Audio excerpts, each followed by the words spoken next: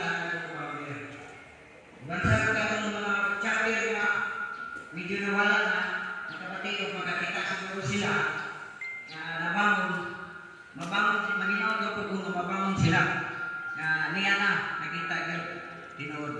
Hindi na ako tason, usbon ko, mayong bundag sa inyong tanan.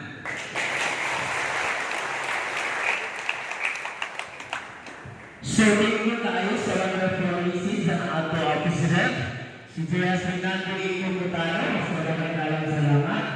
And